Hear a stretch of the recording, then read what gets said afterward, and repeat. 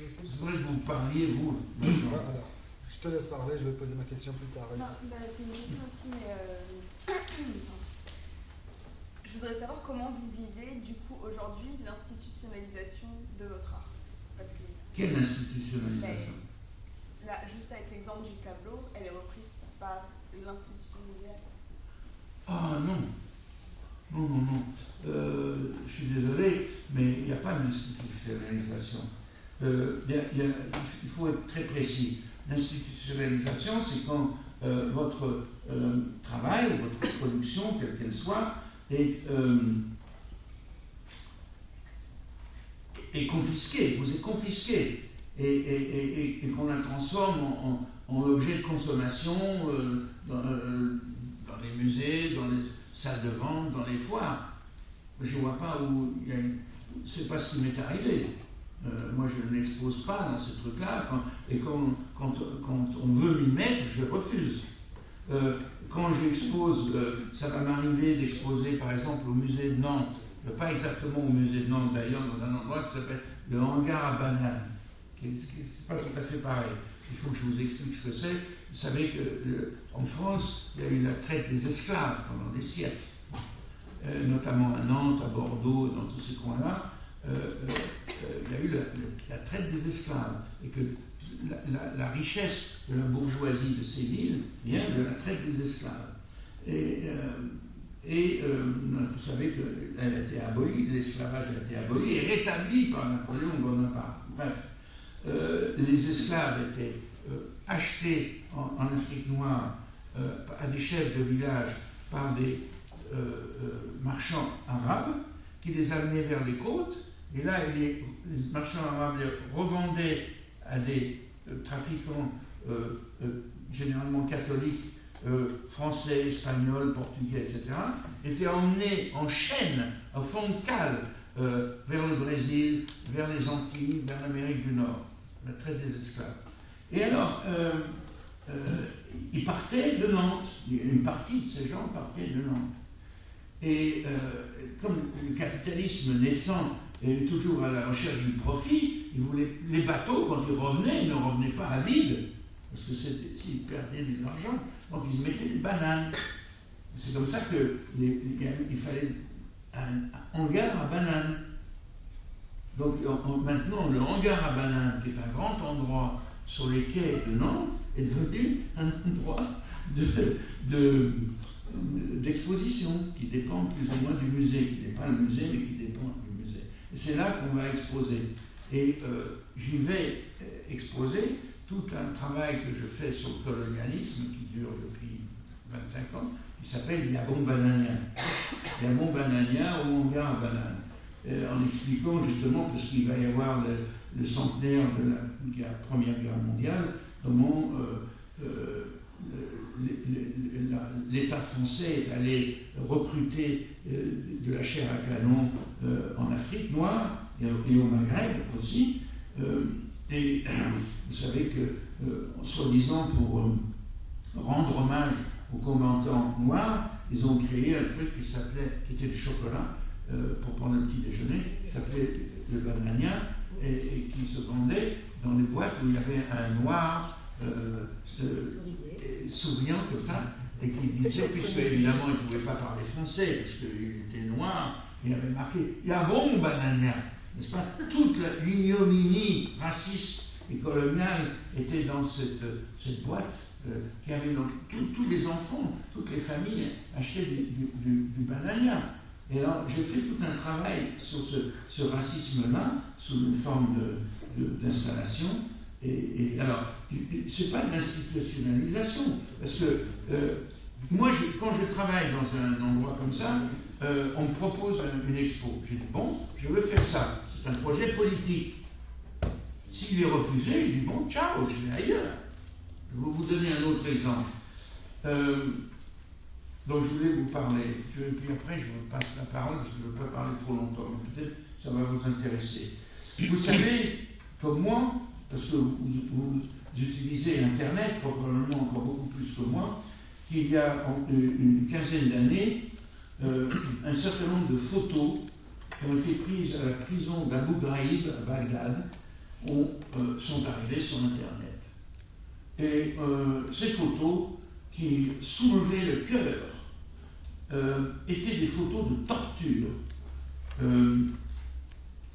pratiquées sur des prisonniers irakiens par des soldats et des soldates féminins américains qui travaillaient pour l'armée américaine et pour la CIA dans cette prison célèbre, célèbre prison qui s'appelait et qui s'appelle toujours Abu Ghraib. Pourquoi est-ce que cette prison était célèbre? C'est parce que dans cet endroit-là, c'est là que Saddam Hussein, pendant 20 ans, avait torturé les opposants à son régime dictatorial. Donc, tous les opposants, tous les gens qui s'intéressaient à ce qui se passait en Irak connaissaient ce nom. C'est comme la santé, ou les Baumettes, ou Sing Sing. Et quand les Américains ont envahi l'Irak, ils ont évidemment fait main basse sur cette prison et ont continué à la même chose que ce qu'il y avait avant, simplement, ils ont changé les rôles. C'était les Américains en uniforme, des soldats et des soldates, des femmes, qui étaient... Il y a beaucoup de femmes dans l'armée américaine qui torturaient les prisonniers irakiens, qui torturaient d'une façon absolument atroce. Ils étaient tout nus, il y avait des chiens qui leur mordaient les testicules, électricité, enfin l'horreur. Je ne vais pas vous décrire tout ça, mais tout ça c'est sur Internet, vous pouvez le voir. Et immédiatement, quand j'ai vu ça, je me suis dit, il faut faire quelque chose avec ça. Ça, c'est une matière extraordinaire qu'il faut transformer en protestation artistique, en œuvre de résistance. Et immédiatement, j'ai commencé à réfléchir à ce que je pourrais faire, et j'ai réfléchi à une espèce de labyrinthe en utilisant ces photos-là. Et par rapport à votre question d'institutionnalisation, c'est un peu long ma réponse, excusez-moi, mais c'est un peu compliqué. Les gens qui dirigeaient à l'époque, donc il y a 15 ans, le palais de Tokyo, c'était deux types. Il y en a un qui s'appelait Jérôme Sens et l'autre Nicolas Bourriaud, qui passe pour des intellectuels. Par charité, je n'en parlerai pas plus, qui dirigeaient ça ensemble. Ils sont venus chez moi et m'ont dit, on voudrait te proposer une grande expo au Palais de Tokyo. Alors, voilà, j'ai dit, tu as eu des idées? Je dis, oui, j'ai une idée. Alors, tu peux venir la semaine prochaine nous proposer ça. Alors, j'ai immédiatement proposé un énorme labyrinthe gigantesque, parce que c'est grand le Palais de Tokyo, de 100 mètres de long, un labyrinthe avec les photos et tout ça. Et quand j'ai amené ça, ils m'ont dit, quoi? Mais t'es fou? C'est pas ça qu'on me demande. Tu m'as demandé de faire une expo, tu m'as demandé de faire quelque chose. Mais voilà ce que j'ai envie de faire, voilà ce que j'ai besoin de faire.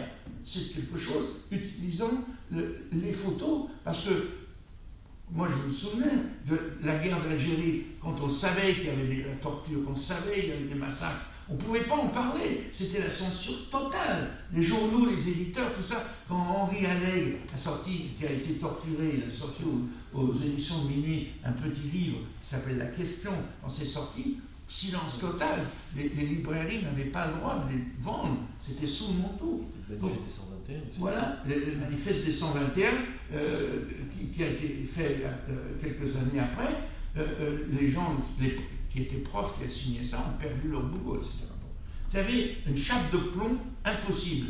Tandis que ce qui est intéressant, ce qu'il y a de différent dans la situation actuelle, c'est que quand il y a eu ces séances de torture à la prison d'Abu Ghraib, les gens qui torturaient, les tortionnaires, les hommes et les femmes en uniforme américain qui torturaient, étaient tellement fiers, tellement contents de faire ce qu'ils faisaient, ils prenaient un tel pied, les salauds, qu'ils ont demandé à des copains, à eux, aussi en uniforme, avec des téléphones portables, prends-nous en photo, prenez-nous en photo.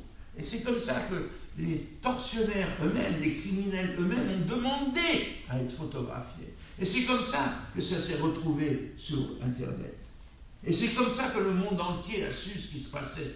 48 heures après, alors que pendant la guerre d'Algérie, il a fallu plus de 40 ans, et un procès de l'ignoble salaud, le général Ossares, qui d'ailleurs, entre parenthèses, était celui que l'État français avait envoyé chez Pinochet au Chili pour apprendre aux Chiliens à torturer, hein, et c'est lui, fermons la parenthèse, qui était accusé de torture au tribunal de Paris, à Paris, et qui a dit oui, j'ai torturé, parce qu'il fallait torturer, c'était très bien de torturer. C'était 40 ans après, tandis qu'avec Abu Ghraib, c'était 48 heures après. Et qu'on a pu donc réfléchir à ce qu'il fallait faire. Alors je ne dirais pas que malheureusement cette accélération vertigineuse du temps de la diffusion change quelque chose. Ça c'est une grande question, je ne peux pas y répondre. Est-ce que ça change quelque chose qu'on sache immédiatement ce qui se passe ou il faut attendre 40 ans après? Question, peut-être vous pouvez répondre, moi je ne peux pas. En tout cas, j'ai donc été refusé, on m'a refusé de faire cette installation au Palais de Tokyo. J'ai dit, bon, allez vous faire foutre, ou je fais ça ou je fais rien. Bon, 15 ans après, c'est-à-dire l'été dernier, un type qui a oublié d'être con, et qui n'est pas un esclave, et qui dirige un musée à Genève, qui s'appelle le MAMCO, Musée d'art moderne et contemporain, qui est là. Il est venu chez moi, moi je ne le connaissais pas, je ne l'avais jamais vu, et il m'a dit, voilà, je voudrais te proposer une rétrospective. Il doit se dire, le mec, il va avoir 80 balais bientôt, il faut lui donner une rétrospective avant qu'il crève, hein. Ça doit être probablement ça, son raisonnement, en tout cas pas antipathique. Et je lui ai dit, je pourrais montrer tout ce que je veux, tout ce que tu veux. Est-ce que je pourrais montrer mon labyrinthe sur Abu Ghraib? Non seulement il m'a dit oui, mais il a produit la pièce. Parce que ça coûte de l'argent, fabriquer le total. C'est une grande pièce qui est à peu près le quart de cet amphithéâtre. Il y avait donc un vrai labyrinthe avec les photos de Internet des tortures en grandeur humaine. Et l'idée, c'était que les gens qui visitaient l'exposition, il y avait beaucoup d'autres choses dans l'exposition, rentraient là, étaient pris dans une angoisse terrible, ils n'arrivaient pas à en sortir, et finalement arrivaient à en sortir quand même. Et je crois que c'est passé, enfin, vous voyez, 15 ans après. Alors, est-ce qu'on peut dire que c'est une institutionnalisation? Je ne sais pas. J'ai mis 15 ans à réaliser ce projet. Il a été réalisé exactement comme je le souhaitais.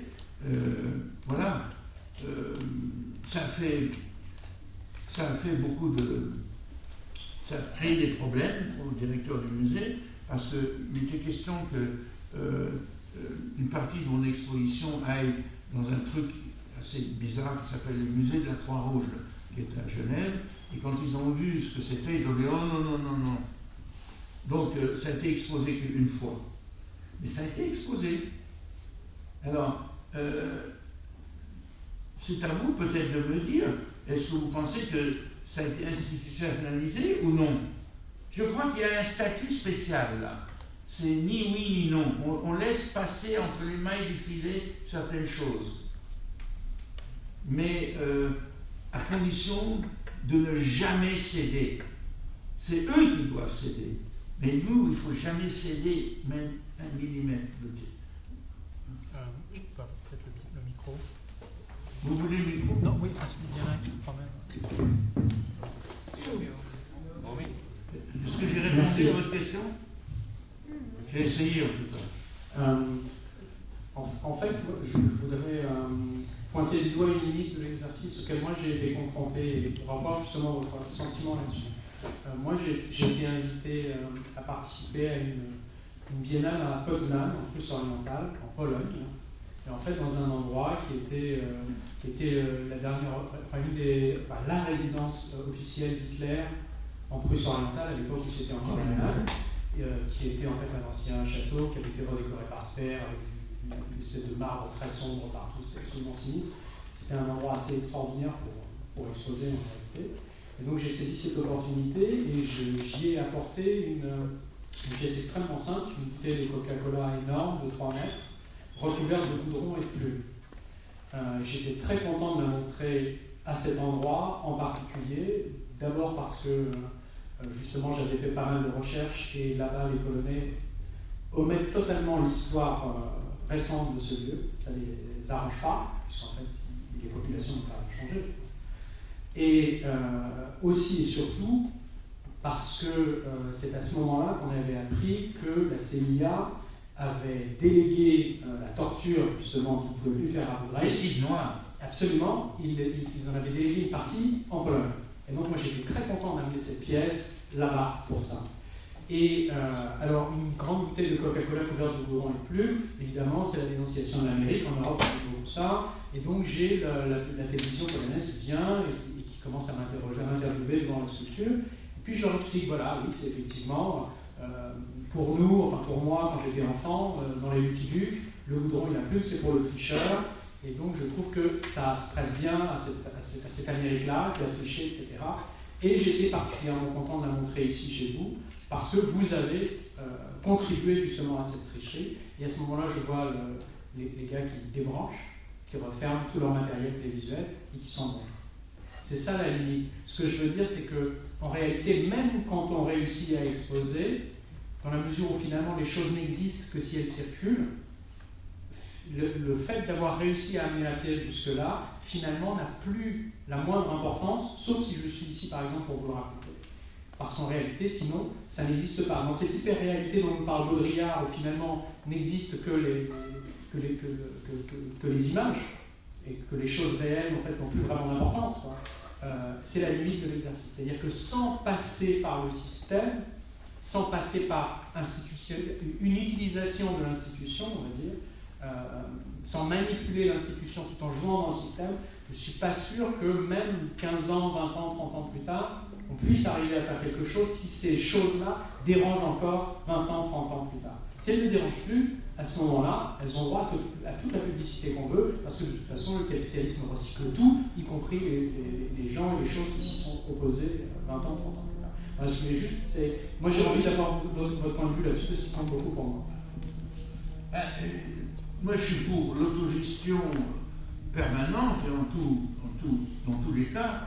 Il y a une chose qui est certaine, c'est qu'on ne peut pas vraiment autogérer les circuits de diffusion d'informations. La seule chose qu'on puisse faire, c'est de mettre maintenant sur Internet en direct et que peut-être qu'il y a une petite, je dis bien petite possibilité de passer à travers les mains du filet sans être arrêté par les filtres de la censure. J'en suis pas sûr encore. Mais c'est peut-être... le système ne fait qu'empirer toujours, n'est-ce pas? Comme je vous disais tout à l'heure, que la torture systématiquement pratiquée à Bagdad a été connue immédiatement parce que les tortionnaires eux-mêmes en étaient fiers et ont demandé à ce que ça circule. Donc on est dans un monde d'une telle perversité où les choses sont toujours d'une complication tellement phénoménalement extrême que à la limite c'est très difficile pour des gens comme nous de prévoir, imaginons qu'on joue aux échecs, de prévoir 10, 15, 20 coups d'échecs avant, ce que ça va devenir après, n'est-ce pas? Tout ce qu'on peut espérer, c'est que d'essayer en tout cas, dans le bricolage de l'objet initial, de la chose initiale, de prévoir plusieurs coups à l'avance, comme aux échecs, et de ne pas être naïf. Mais la seule chose que je peux vous dire, ayant moi aussi essuyé des échecs innombrables pendant des années, c'est de continuer toujours. Et une fois sur 20, miraculeusement, il y a quelque chose dans leur système qui coince et ça marche. Il faut les aider à faire des erreurs aussi, à commettre des erreurs. Oui, pour que l'autre parle un peu. Non, je trouve que c'est très intéressant ce que dit Jacques Lebel. Moi, ce que je retiens, c'est d'abord Jean Genet, c'est qui est très important. Ça commence là déjà avec cette autonomie, cette indépendance vis-à-vis des idéologies. Et Jean Genet, à ce niveau-là, bravo. Il n'a jamais été récupéré ni par les communistes ni par les socialistes. Ils ont tous pleuré après sa mort, mais il reste l'irrécupérable. Alors, aujourd'hui, comment survivre? Moi, je suis comme vous. mais peut-être vous avez plus d'expérience que moi. Mais à 57 ans, je n'ai pas encore exposé ni dans des musées, ni dans des... Je reste dans cette distance et j'essaie de travailler dans ces petits lieux où ça se passe, comme dit Deleuze justement. Dans les prisons, dans les cafés, dans les petits lieux, etc. Et voilà, donc après, moi ce qui me dérange dans tout ça, c'est que quand on parle par exemple d'Internet, on sait très bien que par exemple Facebook, c'est une grosse machine qui draine une fortune colossale et que le mec même qui a créé cet outil, c'est un grand Illuminati. Je ne sais pas si vous avez vu cet entretien avec lui. À un moment donné, il a très chaud. Il se retrouve face à un journaliste très sérieux, lui, d'un certain âge et tout, très mature, donc il parle très tranquillement. Et puis, on sent que la personne, ce patron de Facebook, il commençait à rougir. Il dit, bon, enlève votre blouson. Il n'a jamais enlevé son blouson. C'est quelqu'un qui garde son blouson 24 sur 24 sur lui. Le voilà. Voilà. Et le voilà qui l'enlève, et puis tout d'un seul coup, on voit ce symbole des Illuminati dans sa veste. Ce que je veux dire par là, d'où de toute façon les moyens de communication, ce qui détient, je veux dire, ce pouvoir, c'est bien l'armée, c'est bien la puissance. Donc on ne peut pas jouer sur ce terrain. Peut-être on peut de temps en temps faire glisser des petites informations, mais c'est très difficile. Alors, ce que je retiens aussi, c'est vrai que parfois on en a marre. On a envie de plier bagages et puis on se dit pourquoi pas me reposer moi aussi avec un salaire. Moi, j'ai jamais travaillé dans ma vie. En 33 ans en France, j'ai toujours été autonome, donc j'ai vécu de mon art et généralement c'est des amis qui voient mon travail et qui vont acheter une petite pièce. Donc j'ai toujours vécu comme ça, avec des interventions par-ci par-là, des formations d'acteurs, histoire de survivre. Mais c'est vrai que des fois on craque et je comprends des personnes qui parfois changent du tout. Moi, tous mes amis sont devenus aujourd'hui ministres au Maroc. Voilà. Ils continuent à créer, bien sûr. Ils continuent à produire. Mais je ne sais pas aussi, quand on travaille avec l'institution, malheureusement, des fois, on est bloqué par cette institution qui nous empêche d'aller loin. Donc, c'est très difficile. Mais en même temps, c'est intéressant de travailler à l'intérieur de cette institution et de la bouleverser de l'intérieur. Faire un travail de l'intérieur, ça c'est un travail qui me paraît très difficile.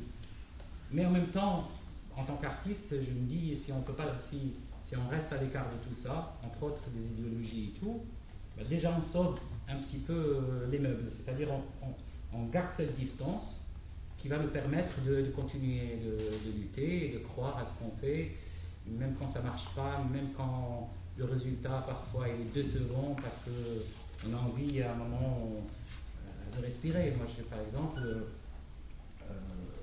ça a toujours été pour moi l'art de la fugue. À chaque fois que ça marche, ça fonctionne, je me retire. Et je l'ai fait par exemple avec Paris, ne serait-ce que des lectures de poésie que j'animais pendant une vingtaine d'années. Je sentais qu'à un moment donné, il y avait du monde. Ça marche, ça fonctionne. Donc, je suis parti à Angers, comme je suis parti à d'autres moments dans d'autres lieux. Donc j'ai changé plusieurs lieux à Paris. Une fois c'est dans le 5e, une fois c'est dans le 20e, histoire de garder toujours cette distance par rapport à ces lieux. Comme pareil pour l'université, moi j'étais ici aussi étudiant dans les années 80, il y avait prof d'ailleurs, Philippe était mon prof aussi, et puis Chevert. Voilà, et donc j'avais aussi envie de m'éloigner d'eux, parce que je sentais que tiens, là je suis en train de rentrer dans le piège, et que toute ma vie j'ai été dans cette fugue. D'ailleurs j'en ai fait une de vraie à 13 ans. Donc c'est ça qui a déterminé peut-être aussi mon rapport à l'art et au reste du monde. Pas complètement éloigné, parce que tu nous as mis dans une cave à un moment donné, parce que moi je me rappelle avoir fait la poésie au bord du sommeil. Oui, oui, parce que justement je pense profondément que c'est ça qui est très intéressant, c'est la vraie poésie, la création se passe dans des petits lieux comme ça, dans des caves, et j'en ai... Bien sûr. Voilà. Je peux poser une question. J'en ai parlé un peu ce matin, mais monsieur... Non, je vais arrêter avec le monsieur. Jean-Jacques moi j'avais vu ça, je pense, dans le catalogue de justement cet soulèvement, de l'exposition qui s'appelle Soulèvement à la Maison Rouge en décembre 2009, janvier 2010. Prends le micro parce qu'on t'entend pas. D'accord. Tiens. Merci. J'ai noté un peu, en fait, ça je vais le lire, et après je vais me poser justement cette même question. Jean-Jacques Lebel, dans cette interview, il dit que lui, si on peut encore donner une fonction, à l'artiste, ça sera d'être un radar, c'est-à-dire à donner une voix, V-O-I-E, et une voix, V-O-I-X, en même temps aux pulsions de la société pas encore clairement formulées qui circulent dans le tissu social. Donc, je veux bien aussi si on puisse parler sur... parce qu'en fait, au final, la question qui nous obsédait un peu, c'était ça, c'est ce que nous, maintenant, aujourd'hui, nous pouvons faire en tant que jeunes artistes. Je pense qu'ici, on n'a pas peur de dire être artiste, parce que des fois, quand tu es en dehors, je pense que être artiste, c'est un peu trop mou. Et on peut maintenant... voilà. Donc, quel est le rôle que vous voyez pour l'artiste d'aujourd'hui? Moi, je crois qu'on est déjà on est dans les stéréotypes. Nous sommes dans une société qui fabrique les stéréotypes. D'accord? Et à partir de là, si on échappe à ces stéréotypes, justement, c'est déjà ça. Parce que là, on est Jean-Jacques Lebel parlait tout à l'heure, ça devient encore de plus en plus difficile.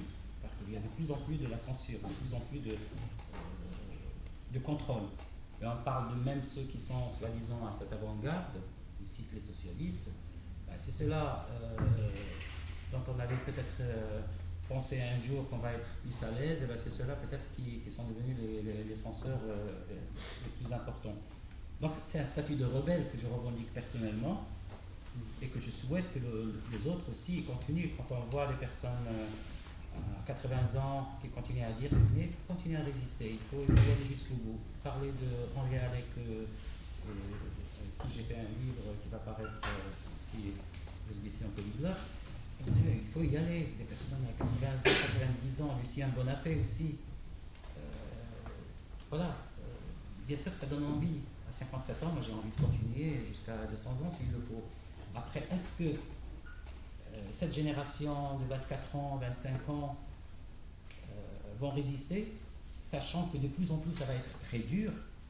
On voit, je veux dire, ce chômage de masse, on voit, je veux dire, cette misère qui s'étale partout. On sait qu'aujourd'hui, par exemple, en Europe, il y a des gens qui crèvent de faim. C'est-à-dire qu'il y a de plus en plus des gens qui vont voir la Croix-Rouge. Le travail se paiera. Et je pense que l'invention la plus dangereuse, ce n'est plus la bombe atomique, c'est plutôt le pain. Il faut manger. Et c'est ça l'invention qui me paraît la plus dangereuse aujourd'hui. Donc, l'artiste, à un moment donné, s'il n'a pas de quoi manger, eh bien, il va, en quelque sorte, prostituer son art ou sa pensée, parce qu'il faut qu'il mange. Justement, je voudrais rebondir là-dessus. C'est là où le bas blesse. C'est exactement ce point-là. Je pense que le pire, c'est pas la censure, parce que la censure, elle se nomme, elle se pratique à ciel ouvert, elle est là, elle se proclame. Le pire, c'est l'autocensure.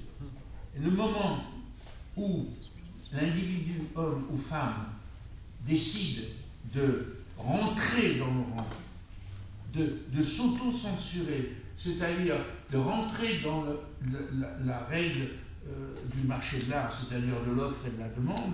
Je ne vais pas peindre ce que je veux peindre, je ne vais pas écrire ce que je veux écrire, je ne vais pas filmer ce que je veux filmer, je vais répondre à la demande sociale, je vais faire du tout décoratif, du tout joli, du tout acceptable, du tout consommable, hein, pour être à la FIAC, pour avoir une carrière.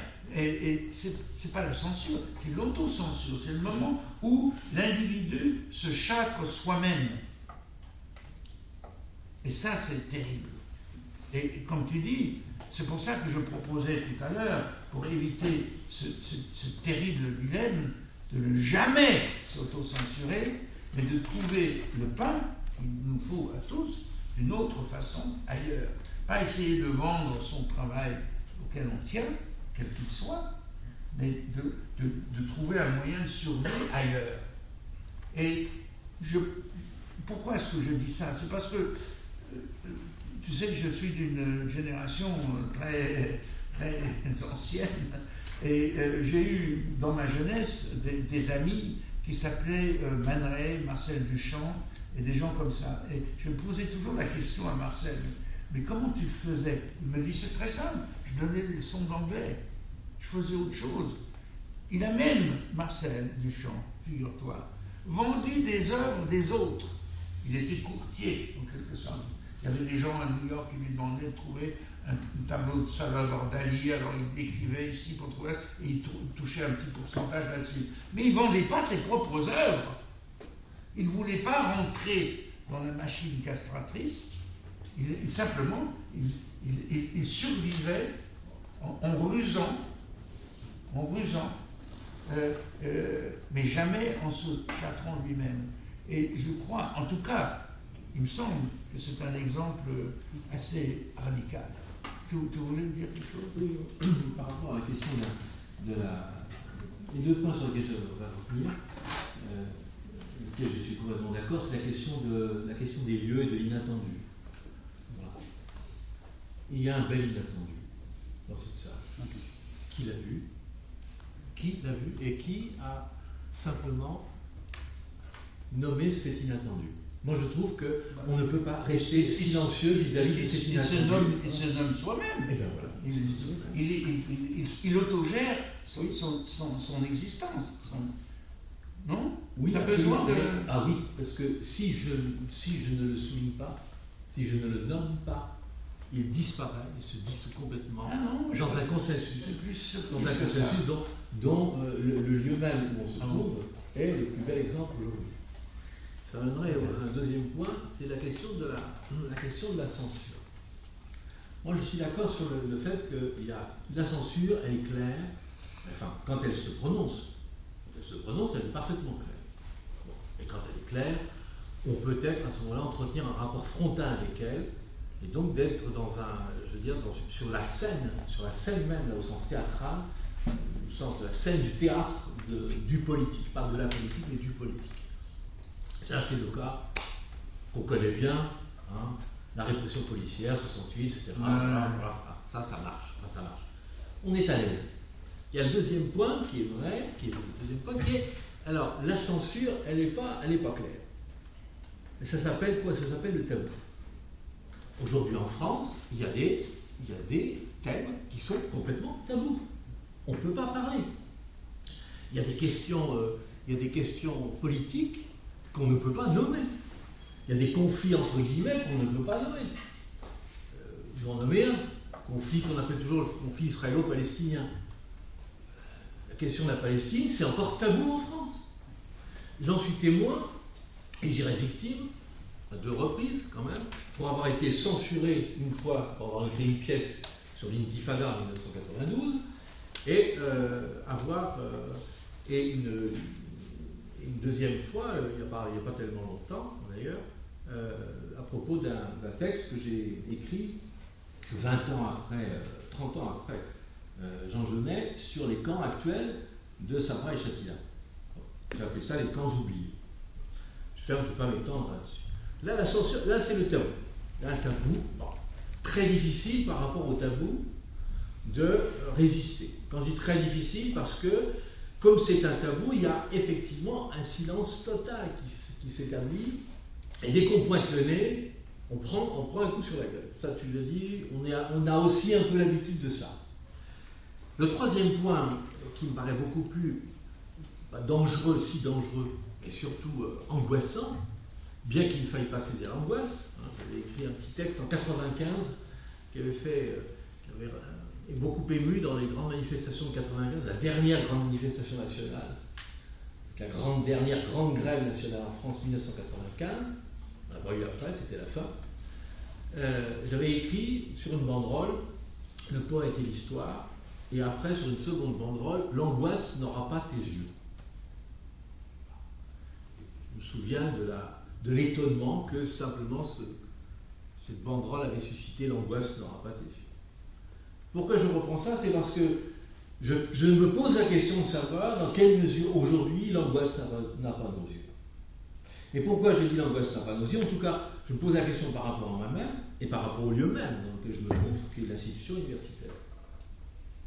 Dernier espace dont il me semblait encore, il y a 2 ans, 3 ans peut-être, que c'était encore un espace non pas de liberté, mais un espace où encore on pouvait questionner encore un certain nombre de choses, nommer un certain nombre de choses, un certain nombre d'objets et évoquer un certain nombre de sujets. Aujourd'hui, cet espace-là est en voie de disparition. Tu as rappelé tout à l'heure que tu venais du temps de Deleuze, Guattari, Félix, etc. Tu viens aujourd'hui, c'est formidable que tu sois là aujourd'hui. Mais c'est d'autant plus exceptionnel, je trouve, aujourd'hui que tu sois là. Hein, enfin, que nous soyons là, essayer de poser ces questions, parce que l'espace là est un espace qui s'est complètement restreint et qui ne fait pas partie de l'autocensure des intellectuels, mais qui fait partie pour moi de la collaboration réelle et profonde d'une partie importante aujourd'hui de l'intelligentsia française, pour ne pas dire l'intelligentsia européenne, au système dans lequel nous sommes. C'est pour ça que je ne viens pas. Ben, tu as bien raison, et moi c'est pour ça que j'en sors. J'en sors avant même la date qui serait la date fatidique de ma retraite, j'en sors avant. Pourquoi? Parce que je crois qu'il n'y a pas d'entrisme. Je pense que la résistance de l'intérieur, elle est possible lorsqu'on est, tu l'as dit tout à l'heure, quand on est nombreux, effectivement. Mais quand on n'est plus qu'un petit carteron, c'était De Gaulle qui disait un petit carteron de généraux félons à propos du putsch d'Alger, hein, en 1963. Ben, lorsqu'on n'est plus qu'un petit carteron, ben, je crois qu'il n'y a pas de. On ne peut pas résister à l'intérieur. Il faut sortir. Il faut sortir. Alors il faut sortir, ou si on reste à l'intérieur, on est toujours menacé que tout ce qu'on va créer à l'extérieur, pas d'innovant, mais d'inattendu, ne soit absorbé, comme par un buvard. Donc aujourd'hui, la situation, moi, me paraît dramatique, vraiment dramatique, et extrêmement difficile. Et que ça ne veut pas dire qu'il faut se désespérer, loin de là. Il y a vraiment des actes d'une résistance importante à mener. Je crois que, je finirai là-dessus, ça me ramène à la question que tu évoquais des lieux. Où mener ces résistances? C'est ça qui me semble important de poser comme question. C'est où se mènent ces résistances? À mon avis, elles ne se mènent pas évidemment là où la collaboration t'attend. Évidemment non. Hein? Elles se passent là en des espaces qu'il faut ouvrir, des espaces qu'il faut créer, qui sont nécessairement éphémères, parce que s'ils ne sont pas éphémères, soit ils sont récupérés à un moment ou à un autre, soit ils sont battus en brèche, et occupés, si je puis dire, et laminés. Voilà, dans un premier temps, voilà ce que je voulais dire. Oui, Mustapha, je pense que les groupes tout le monde m'entend, je pense j'aurais pas besoin. Oui, c'est un moment que je fais ça. Pardon, je vous ai pas pas vu. Je sais que j'ai invité à cette table. Vous voulez c'est de moi-même qui je vais amener. J'ai pas vu en fait. Voilà. Mais non, mais c'est normal puisque tu es donc je suis obligée de revenir bien avant sur quelque chose qui était le. Ça marche pas, celui-là.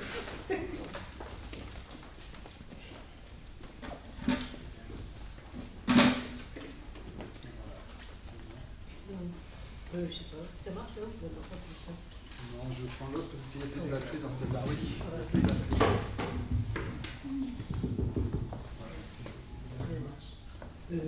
Ça fait un peu revenir en arrière, puisque j'ai voulu intervenir au moment où Jean-Jacques Lebel parlait de ce labyrinthe qui était arrivé 15 ans après, donc à Genève, par quelqu'un qui était capable de comprendre les enjeux du poétique, du politique. Et je me posais cette question au moment où effectivement j'ai pris la parole, et je me suis dit que, est-ce que justement, parce que c'est un objet, là, il peut se faufiler à nouveau, étant donné que les tortures reviennent et que finalement, la guerre, un amour de la guerre, répressive, elle est terrifiante, reproductive.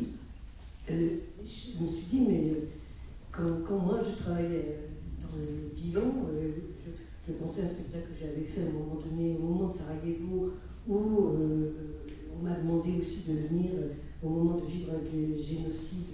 Il y avait effectivement beaucoup d'artistes et politiques, et j'avais au contraire pris mis en mal des figures de l'art, le miroir chinois, personne ne parlait de ces petites filles qu'on tuait dans les orphelinats, et j'avais mis en face des dernières, des barbelés, des choses comme ça, des confiscations sur la tranquillité. Et en fait, donc je questionne la chose de la violence pour un artiste, c'est qu'on a quelque chose de brûlant à dire dans un contexte. Et que du coup, tout le temps, j'ai eu le sentiment, puisque tous les hommes de mon âge sont dans des théâtres, grand bien en face, mais nous qui sommes les femmes, les minorités des minorités, et que, comme c'est vrai que Vidal Naquet s'y repensait, parce que j'avais bien aimé dans un de ses textes à propos des Grecs, il disait la ruse et l'intelligence des faibles.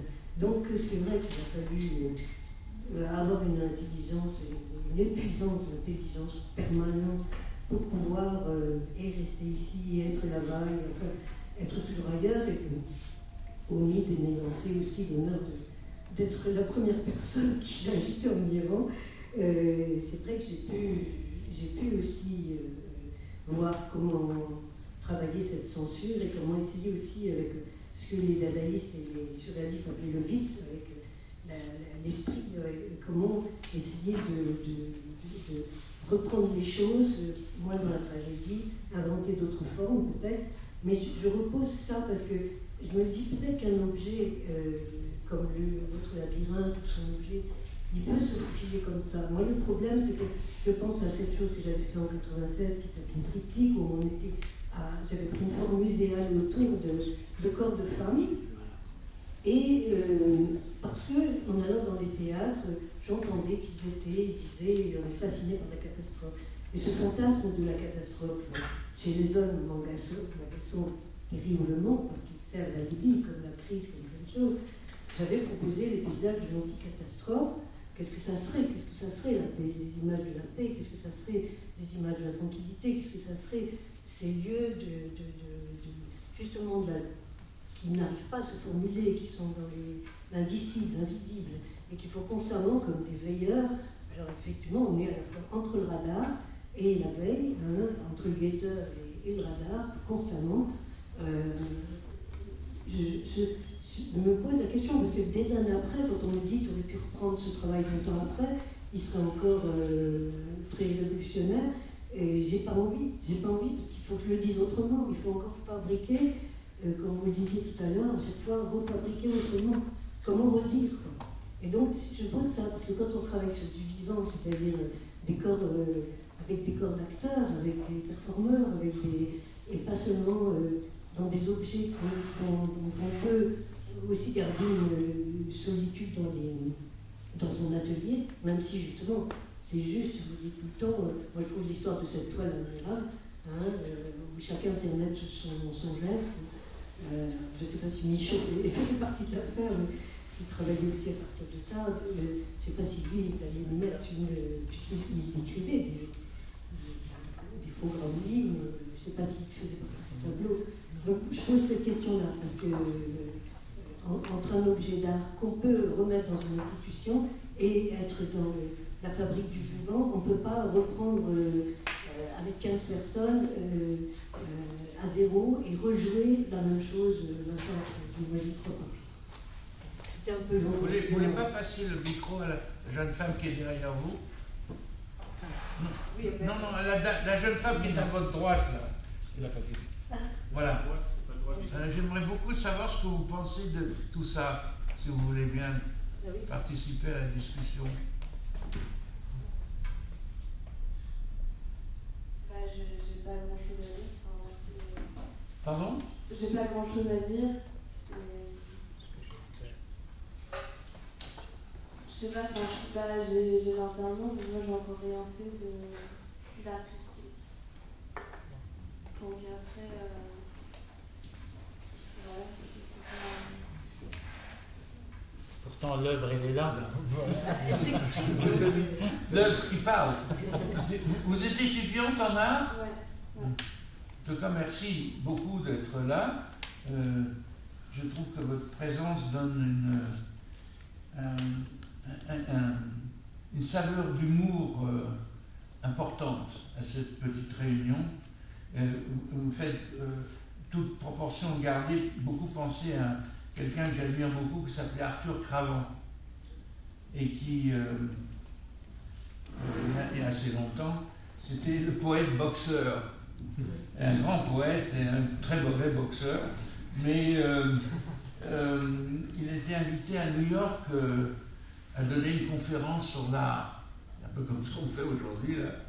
Et il est arrivé complètement bourré, et la première chose qu'il a fait, c'est qu'il s'est mis tout nu. Et alors, à New York, c'était dans les années 20, oh là là, ça fait un scandale épouvantable, les flics sont venus, il a commencé à boxer, ils l'ont emmené, puis ils l'ont jeté dehors. Vous voyez, ça ne vous est pas arrivé encore aujourd'hui, donc c'est peut-être ça qu'on appelle le progrès. J'espère en tout cas, avec beaucoup d'humour. Dans les années 80, ici même, on voyait aussi des personnes qui se mettaient tout nues. Le théâtre est venu ici.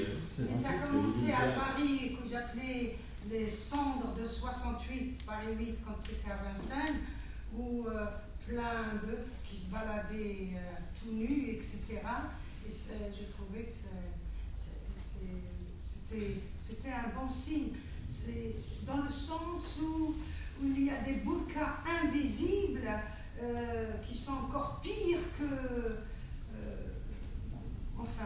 et dans le sens où se resitue notre vision de regard par rapport à ce corps nu que j'ai en face de moi, par rapport à mes problèmes et des tas de choses, le poids du tabou, et par rapport à la réalité. Du coup, je ne vois pas le corps avec mes yeux, puisque je le vois chargé avec ces problèmes de tabou et d'autres, ou de désir, quand c'est pas un désir sain, je veux dire le désir de... Enfin, il y a désir et désir, c'est quand vous parlez de l'art. Moi, je suis une poète, et je vais, grâce à ma folie, je vais vers les humains pour leur offrir des poèmes, parce que je leur dis, sans ma folie, je ne peux pas vous aborder. Mais ma folie, je la contrôle dans le sens où je ne veux pas qu'elle fasse de nos écrits des voleurs et violeurs. C'est-à-dire provoquer l'envie, d'accord, mais forcer, c'est comme un bon plat, aussi bien réussi lorsque la personne se sent forcée, et même si elle le désire, c'est pas la même chose qu'une création où il y a une goutte de liberté face à celui dont on offre l'art, qu'il se sent la liberté d'aller ou pas, bien sûr, avec une envie qu'il découvre, le désir d'envie. Souvent, je leur dis, si Mohamed ne va pas vers la montagne, il faut bien que la montagne vienne vers eux. Parce qu'ils sont surpris, les gens qui ne sont pas avec. Excusez-moi, j'ai pris la parole, je ne devrais pas, je suis comme ça, alors que, excusez-moi de me lancer, alors pas. En tout cas, comme disait quelqu'un ici tout à l'heure, ce qu'elle fait œuvre. Et ça, c'est magnifique. Mais est-ce que ça fait œuvre aujourd'hui? Parce que pour moi, ça faisait œuvre il y a 40 ans. Mais ça fera œuvre dans 2000 ans encore. Aujourd'hui, l'image du corps de la femme a quand même considérablement évolué. C'est-à-dire que c'est devenu un objet de consommation, elle est très jolie. Je sais. Mais ça, c'est du blabla sociologique. Non, mais c'est pas du blabla, c'est vrai. Je veux dire, sur les abus, c'est elle qui l'a décidé. Hein, elle n'a pas été contrainte, elle l'a fait. Mais ça fait pas œuvre, c'est ça ce que je veux dire. Oui, mais enfin, là, on dans les clichés sociologiques. Je peux poser une question là-dedans. Et elle veut dire quelque chose à l'idée. Moi, je pense que c'est encore toujours tabou aujourd'hui. La nudité, enfin, c'est. Qui est masculine, oui. Non, mais si ça avait été sur scène, peut-être, oui, parce que sur scène, il y en a tout le temps. Yann Fabre, tout ça, donc sur scène en tant que... Mais par contre, quand on déplace le regard, et quand ça devient de l'autre côté, ça devient à côté de nous, ça ne devient pas un spectacle justement, ça ne devient pas quelque chose à montrer, mais à être, oui. Je pense que ça change un peu. Oui. Il y a par contre... je pense que ça fait plaisir à tout le monde, il n'y a pas de débat, quoi. C'est ça ce que je veux dire. Il y a par contre le danger de la banalisation. Et ça je me méfie par contre. Si c'était tous les jours. Oui. Mais de temps en temps, ça va. Parce que malheureusement. Demain non, juste aujourd'hui. Vous voyez, déjà, on peut vous. Il n'y a que des hommes, ça c'est pas. Non, mais j'ai Ça veut dire une chose, madame n'est pas venue, elle est venue autrement, c'est tout. Et c'est important, c'est ça qu'il faut. On parle de banalisation, il n'y a pas de banalisation. Madame n'est pas venue nue, elle est venue autrement que nous. Et ça, c'est ça qui est important. Une question, qui est choqué, on peut se mesurer de l'avoir nue ou pas? C'est pas un problème. Mais si, c'est important. Si ça choque plus personne, c'est quand même une banalisation. Mais pas du tout. Je peux poser une question. Il y a choc, il y a originalité. Je peux poser une question. Fantastique. Pardon. En fait, moi l'émotion qui m'a vraiment, je dirais, en fait, l'émotion qui a surgi pendant cette journée, j'étais un moment, mais submergé d'une émotion presque qui me mettait dans un état où j'étais interrogé sur ce qui est actuel, ce qui est vécu ici, ce qui a été vécu parce qu'on était en contact avec un monsieur qui pensait sur des choses que peut-être nous on les pense mais avec d'autres langues. Et on avait la vidéo, après il y avait un problème et qu'on était obligé de passer à une deuxième étape, la suppression de la vision. On a gardé le son et du coup comme il parlait en persan, donc la traduction devait passer par Omid et plein d'amis iraniens qui sautaient intuitivement, je dirais pas intuitivement parce qu'il fallait dire le sens et que ce sens ne pourrait pas passer par une seule personne, tout le monde intervenait dans une convivialité. Ça m'a ému et je me suis dit, mais qu'est-ce qui est interrogé dans cette pratique? Parce que j'étais ému, donc je devais poser une question, pourquoi? C'était quelque chose de très personnel. Le pourquoi de quoi? J'ai pas compris. Pourquoi j'étais ému? Pourquoi j'étais ému pendant ce moment-là où il y avait un dialogue qui se faisait avec un ailleurs et que par cet ailleurs, il aurait fallu une journée de réflexion et qu'il aurait fallu même un moyen qui est Internet et que le sujet d'aujourd'hui était l'artiste face à l'industrialisation. Voilà, donc j'étais tellement ému, et l'après-midi, on voit la jeune demoiselle qui vient, peut-être les mots, comme je ne suis pas francophone, donc elle est venue juste différemment. Monsieur Jacques Lebal avait mis une chemise rouge, l'autre une chemise noire, l'autre une jupe. Moi, je ne mets rien. Mais, encore là, la question que... En fait, c'est facile de poser les questions, c'est facile de dire la demoiselle est jolie, mais qui décide qu'elle est jolie ou qu'elle est moche? Donc, évitons une certaine facilité pour dire, ou est-ce que la demoiselle n'a rien dit avant qu'on lui donne un micro? Je finis, Madame Schwebel, je finis. Est-ce qu'elle n'a rien dit avant qu'elle prenne le micro? Est-ce qu'elle n'interroge? Qu'est-ce qu'elle interroge? Qu'est-ce qu'elle interroge? Je finis, c'est une question. Est-ce qu'elle n'interroge pas réellement la légitimité de l'université à s'engager, à se donner une auto-légitimation de réfléchir sur l'art en continuant à reproduire les modèles même de journée de réflexion? Depuis quand, dans l'histoire, l'art voulait s'interroger lui-même sans se faire? Depuis quel moment de l'histoire, depuis l'homme préhistorique jusqu'à aujourd'hui? Et à partir de là, comme on a cité Adorno ce matin,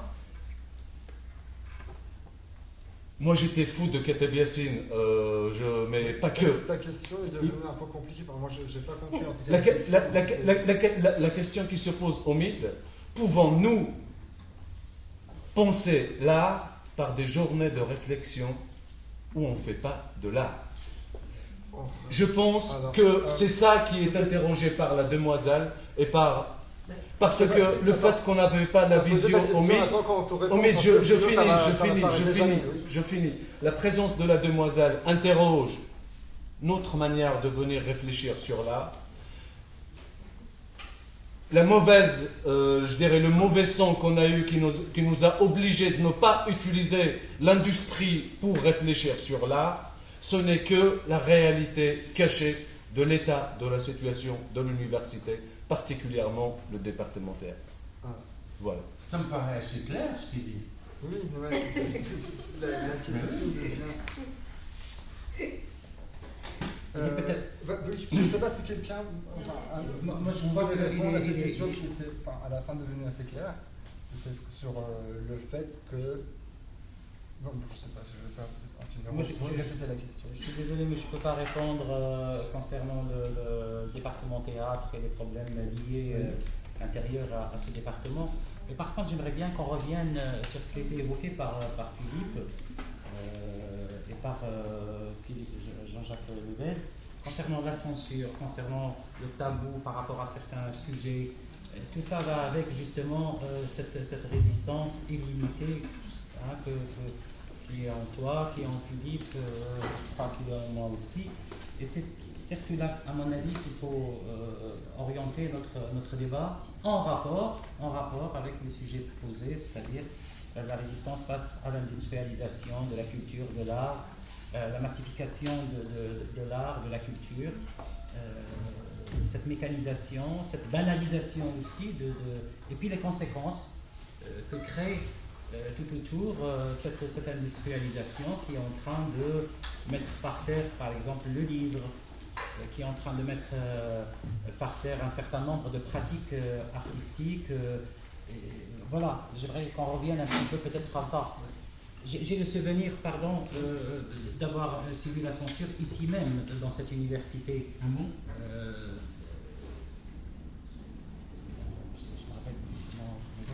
Mustafa. Il y a 30 ans exactement, j'ai monté un spectacle sur la question palestinienne. Et je me suis retrouvé à la dernière minute avec une personne qui a un poste de responsabilité ici. Il dit: ah non, l'amphi, c'est moi qui vais l'occuper. Alors que moi j'avais récupéré l'amphi d'un enseignant, etc. Il a fallu ramener Deleuze justement, il a fallu ramener Philippe Toncelin et Émile Noël et Jacques Clancy, etc., pour dire: regardez ce qui se passe ici. On me censure, je ne comprends pas pourquoi on me censure, alors que j'avais le droit de présenter ce travail. Donc voilà, je crois que par rapport à ta question concernant le département, il y aurait toujours des censeurs, aussi bien à l'intérieur de l'université qu'à l'extérieur. Et la question est de savoir comment justement résister à ça. À l'époque, il a fallu que je frappe à la bonne porte pour dire Gilles, je veux que tu sois témoin de ce qui se passe là. Là, je prends la parole, on me censure. Et dans ma tête, j'arrive en France avec l'idée de attention, c'est un pays de la liberté, c'est un pays de ceci et de cela. Donc, cette déception aussi, je veux dire, je l'ai bien encaissée. Voilà, là, c'est cette censure qui continue aujourd'hui, mais de manière beaucoup plus perverse, parce qu'on a commencé il y a bien longtemps à pervertir d'abord le langage, et on pervertit tout un peuple en pervertissant d'abord le langage, en banalisant entre autres. C'est pour ça que cette image aussi, à la fois elle est intéressante, on peut en faire appel, parce qu'il y a aussi un côté qui ne m'échappe pas, c'est la banalisation, comme on a banalisé aussi la burqa, comme on a banalisé, je veux dire, là on banalise aussi le corps d'une autre manière. Mais ça c'est un autre débat. J'aimerais qu'on revienne sur les questions qui nous préoccupent aujourd'hui, à savoir l'industrialisation et l'art et l'artiste et son rapport avec tout ça. Je vais formuler une question corollaire à celle de Nasser. C'est que, est-ce qu'on n'a pas tendance, malgré la description, pas catastrophique, mais difficile, extrêmement difficile d'aujourd'hui, ce n'est pas la première fois dans l'histoire de l'humanité, il y en a eu d'autres aussi difficiles certainement, mais est-ce qu'on n'a pas tendance quand même à toujours maintenir une sorte de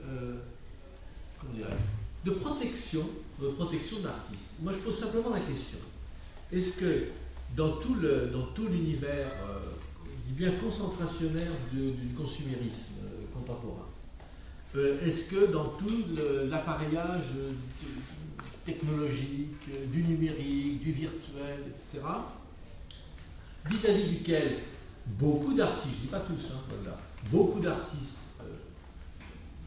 sont pas du tout critiques, qui participent, je disais tout à l'heure, ils collaborent, comme beaucoup d'intellectuels, est-ce qu'on ne peut pas quand même se poser simplement la question de savoir si, d'un côté, on prétendrait qu'on est dans un processus d'intoxication ou d'aliénation de large masse, et puis qu'il y aurait les grands exemptés, qui seraient les artistes. Moi, je pose une hypothèse simple et claire.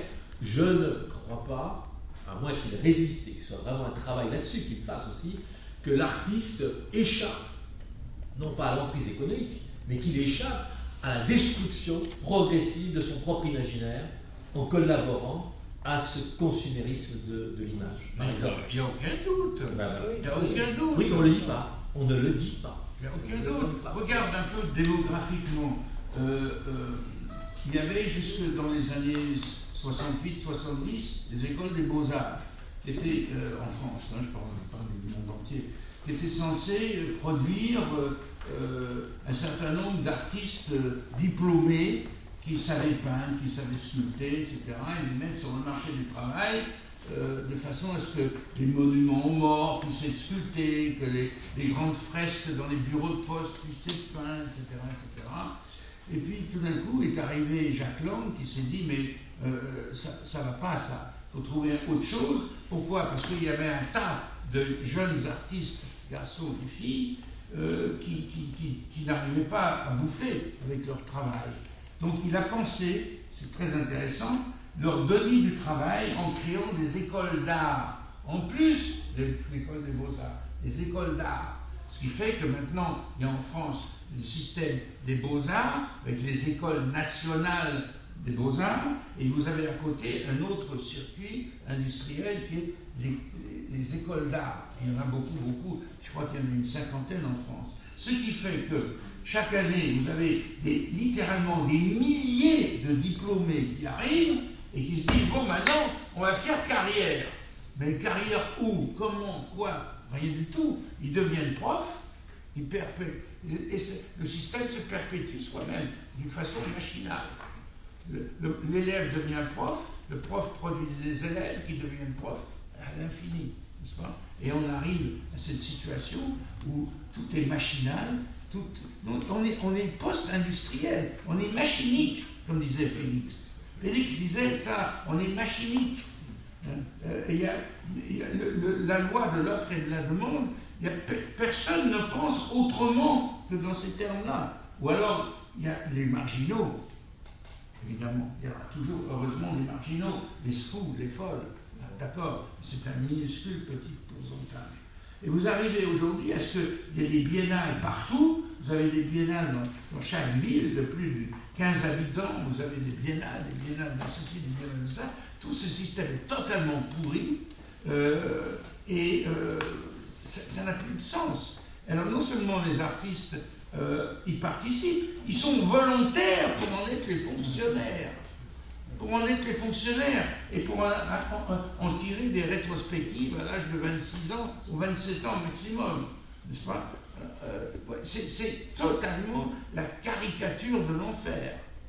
Hein? C'est du Jacques Callot multiplié par 100, n'est-ce pas? Avec des monstres dans tous les coins qui font de la danse pour... Alors, il y a un truc incroyable, je ne sais pas si vous avez vu, c'est une espèce de comment pourrait-on dire, d'exemple parfait du marketing de l'ordure qui est BHL.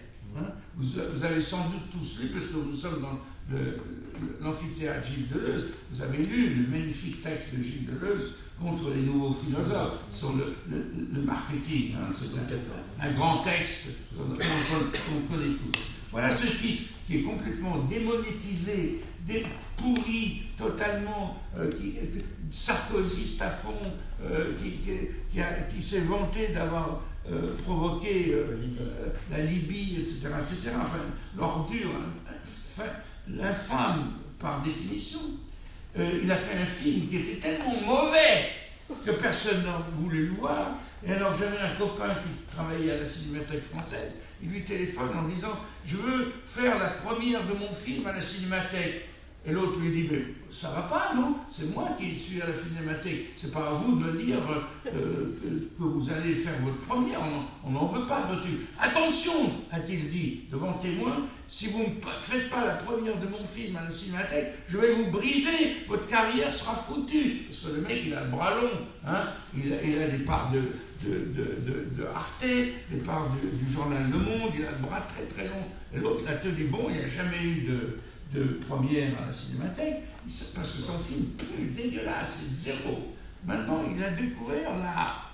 Ce monsieur a découvert l'art. Il vient de faire une exposition pourrie à la Fondation Mac, mais alors pourrie, mais alors totalement pourrie, où il a trouvé d'autres gens pourris comme lui pour lui prêter 2 œuvres de Guy Debord, le situationniste. Vous voyez, ce mec, il a osé toucher les œuvres de Guy Debord et de les mettre sur le mur, la gerbe totale. Il a eu énormément de succès, parce qu'évidemment, il suffit, avec beaucoup d'argent, de prendre une société de relations publiques, et vous faites passer à la télé, dans la presse, partout. Oh, monsieur est génial, génial, génial, génial, absolument génial. Alors, voilà.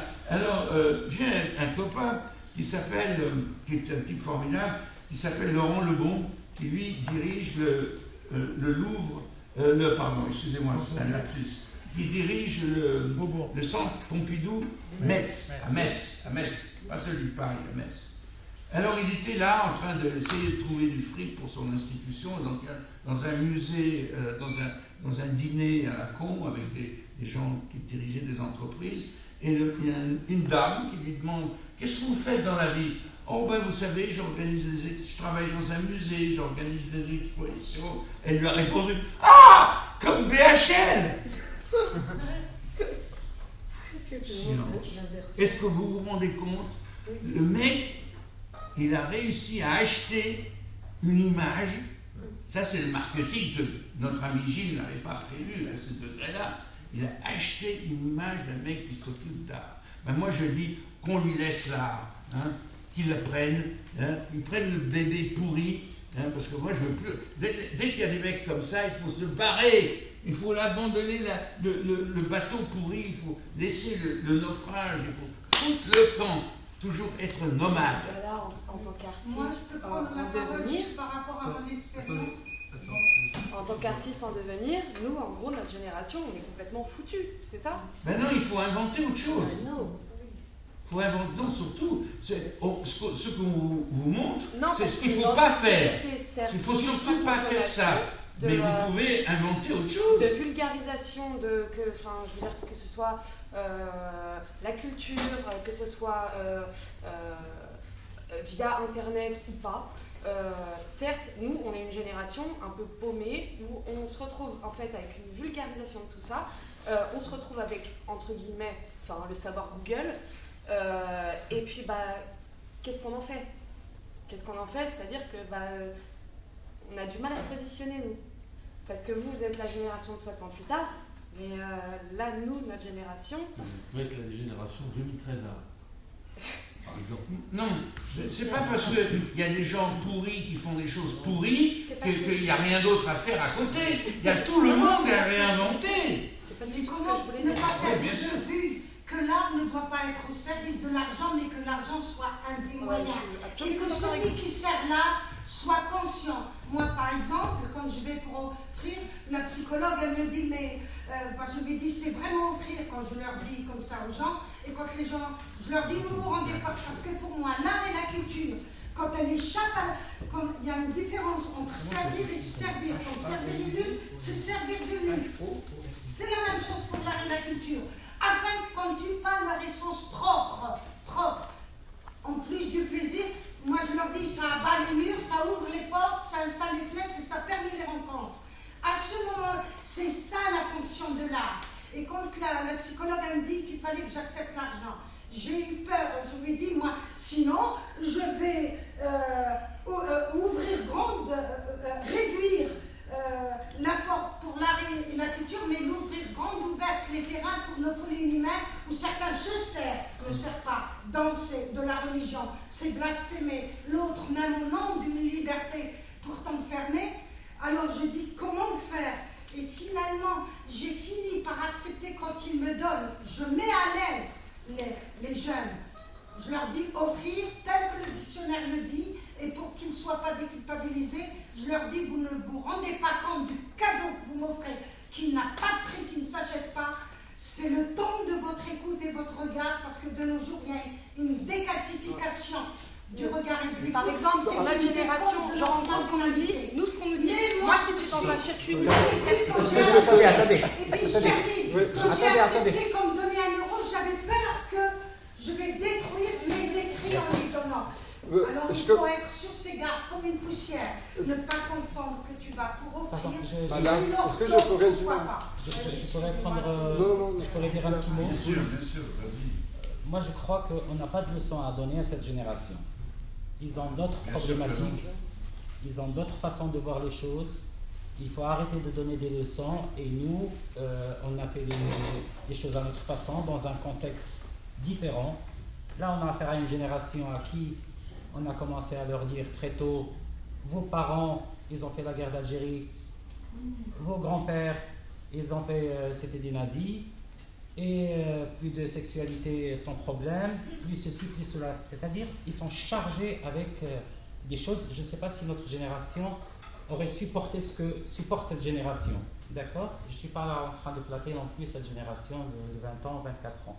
Je dis qu'ils ont leur propre problématique et sont chargés avec une autre histoire, ce qu'ils ont étudié. Nous, on n'a pas étudié tout ça. Ils sont chargés de peur, de culpabilité, c'est peut-être, c'est là où il faut peut-être voir comment sortir de ça.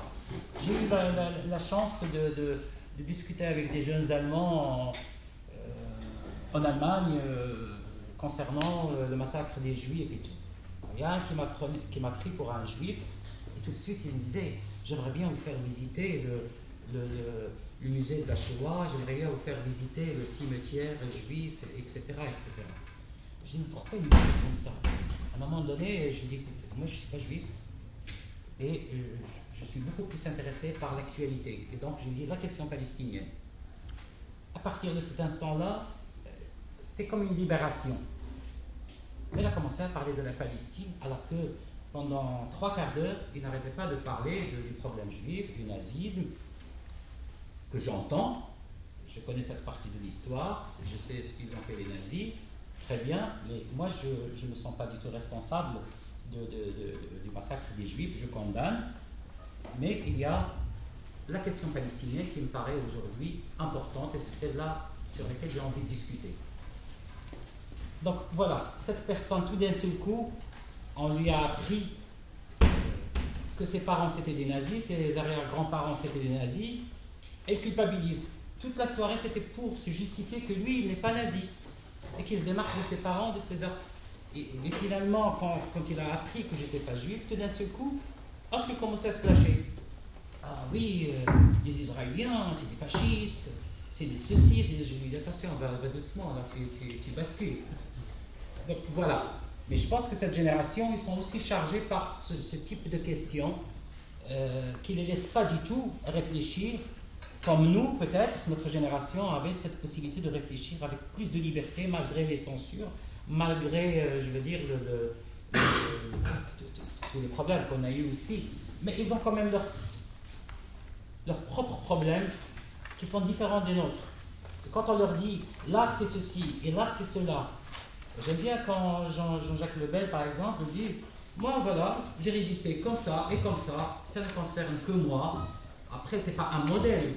Il n'y a aucun modèle ici. Il y a un échange et puis que chacun prenne ce qu'il peut prendre de ce qui est en train de se dire. Mais éviter de dire voici l'art et voici ce qu'il faut faire. Et vous, si vous voulez réussir ou échapper à la censure ou ceci ou cela. Et vous avez raison, ce n'était pas pour imposer, sinon c'est le lavage de cerveau et je suis d'accord avec vous. Donc je me suis mal. Je voulais raconter une expérience, c'est tout. Et que l'autre peut prendre ou ne pas prendre ou voir. Et n'est pas obligé.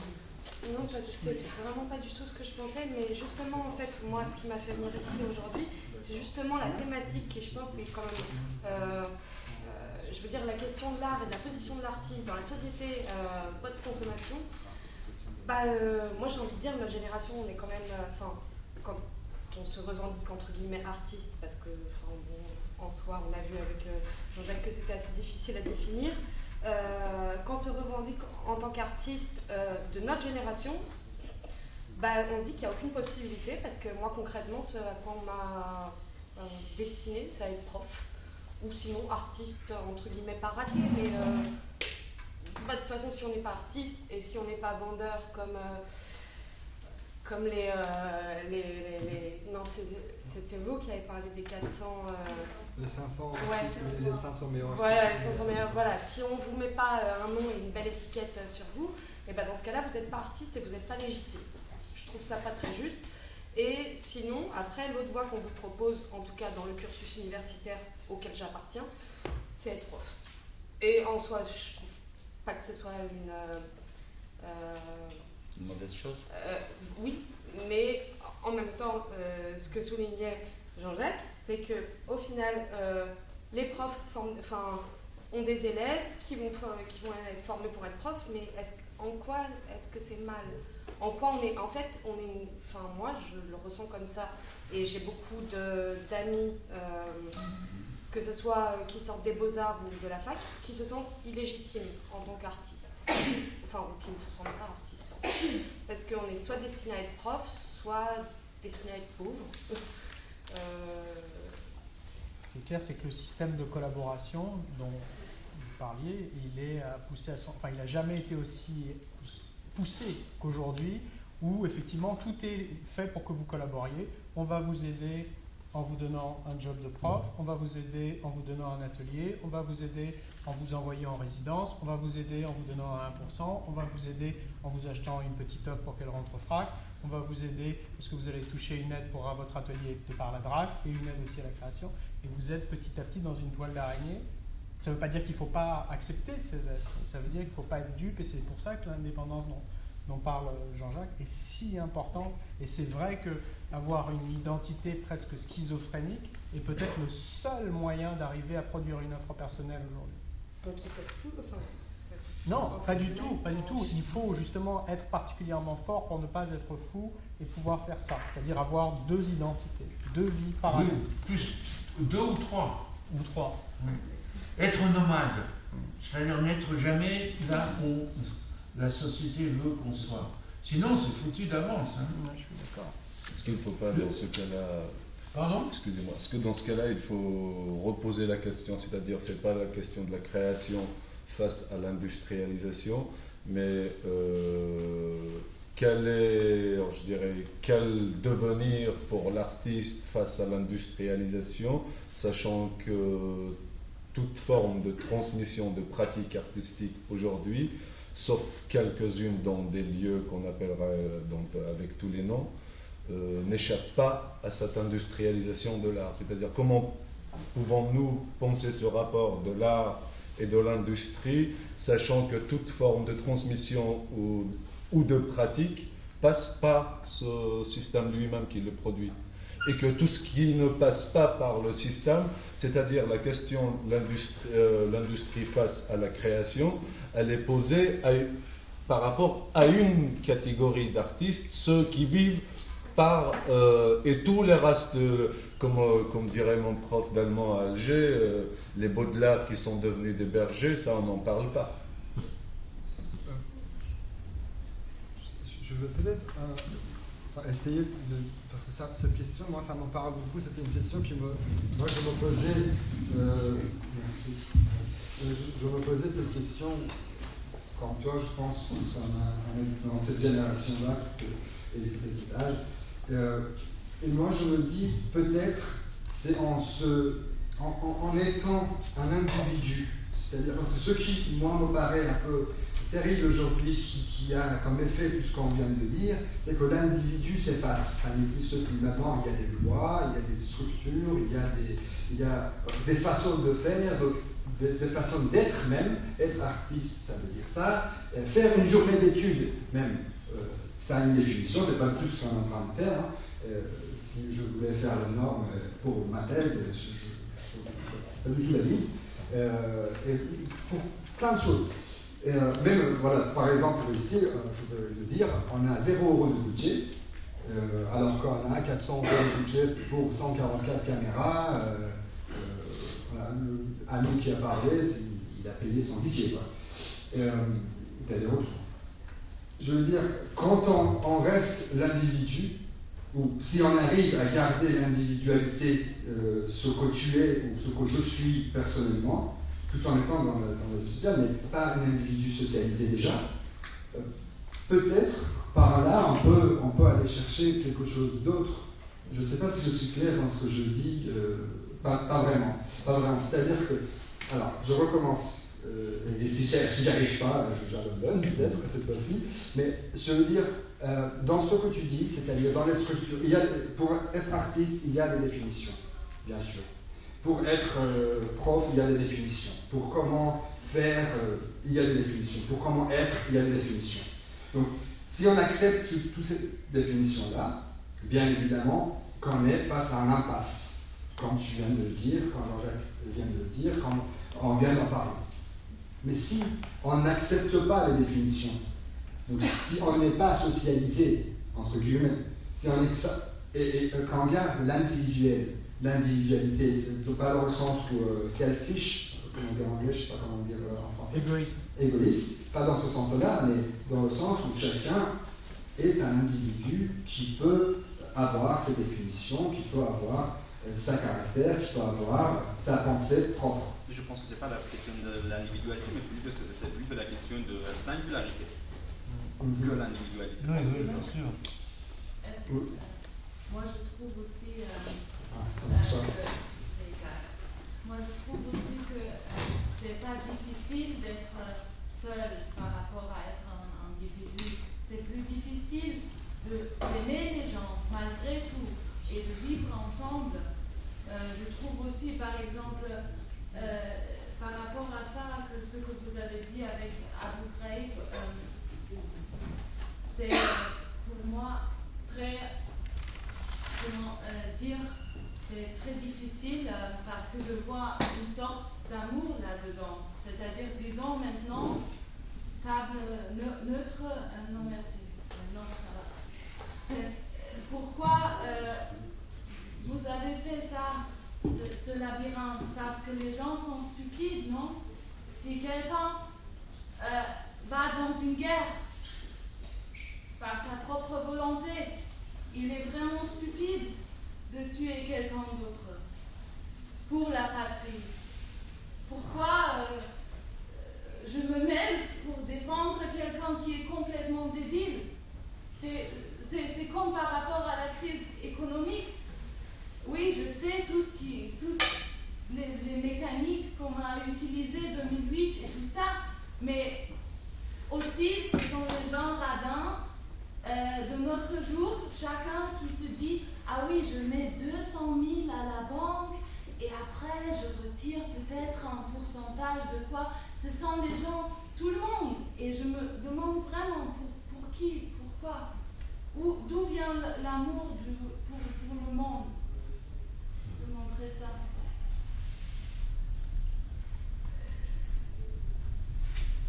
Non mais je n'ai pas très bien compris la question. D'où vient l'amour de... Oui, non, juste par rapport à... on ne va pas à la guerre comme ça seul. On ne fait pas la guerre. On ne décide pas d'aller faire la guerre individuellement. On y va parce qu'il y a des ordres. On y va parce qu'il y a des intérêts. On y va parce que... voilà. Il y a le lavage de cerveau. Mais elle a dit que l'amour, ce que j'ai saisi, c'est peut-être travaillant pourquoi il y a cette absence d'amour, y compris vers soi. Et c'est parce que ce qui touche, ce qui nous permet de servir l'art, c'est il faut avoir beaucoup d'amour. Comme des fois je dis, il faut beaucoup s'aimer pour aimer le monde, etc. Et il y a l'absence d'amour entre quand tu sers l'art comme l'argent et quand tu la sers par amour de la donner. C'est tout à fait différent. Elle ouvre les portes, elle abat les murs. Et je le vois vraiment, moi, quand je vais vers les gens qui commencent à embrasser, à remercier. Nous avons la meilleure arme, qui est l'art et la culture, qui abat l'arme, qui tue. Les gens sortent de leur ghetto détenu, et ça, il faut que celui qui sert l'art à cette soif d'amour. Je crois pas que ça. Est-ce que c'est possible que les étudiants, par exemple, prennent la parole et puis disent ce qu'ils pensent Bonjour, je suis étudiant en Master 2 en gestion de la culture et je suis artiste aussi, musicien. Et j'écoute tout à l'heure, mais on parle beaucoup d'art et je vois beaucoup de mots de définition qui reviennent. Et quand on est artiste, en fait, moi je me suis longtemps posé la question en étant musicien, en ayant une famille de musiciens, et à partir de quel moment on détermine qu'on est un artiste. En fait, c'est des choses quand on est dedans, c'est des choses qui ne décrivent pas, quand on ne décide pas un jour ou l'autre d'être un artiste, on peut toujours décider d'une chose à partir d'un certain moment, on considère que c'est de l'art. Et il a dit quelque chose de très intéressant, par exemple, sur notre génération actuelle, sur la relation, cette relation schizophrénique qu'on a avec notre art. Aujourd'hui, quand on va être artiste, par exemple pour la musique, on a 70% du temps, on est plus chef d'entreprise et qu'on va avoir un diplôme de marketing, que vraiment le temps où on va vraiment pouvoir se consacrer à notre art.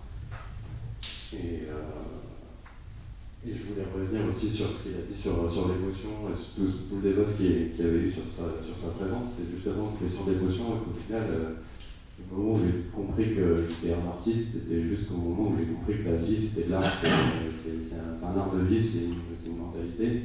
Et Léo Ferré dit souvent que le fait d'être artiste, ça condamne un peu à la solitude, et je trouve ça très vrai.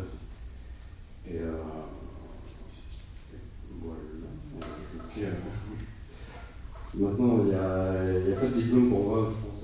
Il y a tout le système des beaux-arts où on a essayé de légitimer, de dire ce qui était bien, ce qui n'était pas bien, tous les débats qu'il y avait eu dans les années 80 pour prouver que le rock et par exemple le hip-hop étaient des arts et que ça pouvait être subventionné.